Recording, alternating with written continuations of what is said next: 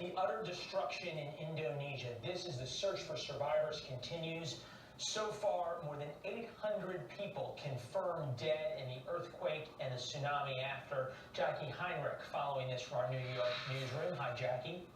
Hi, Leland. This is a disaster, as you said. About 50 people, though, have been rescued from the rubble of that hotel. But Indonesia's disaster management agency is warning now that number could rise as rescuers reach areas of the coast that have been inaccessible because of damage. The country's vice president estimating now that thousands may have perished.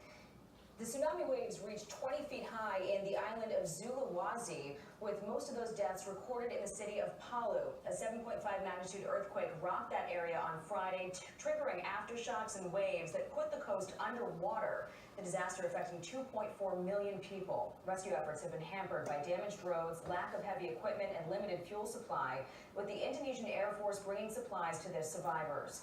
Victims have been found alive in collapsed buildings. Many of the dead are still buried under the rubble. Buildings were described as liquefied, and survivors were left without food, clean water, or shelter.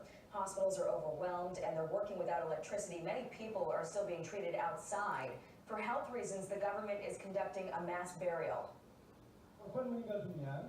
The deceased will be buried properly as soon as possible. Later today, a mass burial will be conducted under health reasons. All the deceased victims will be buried after being identified.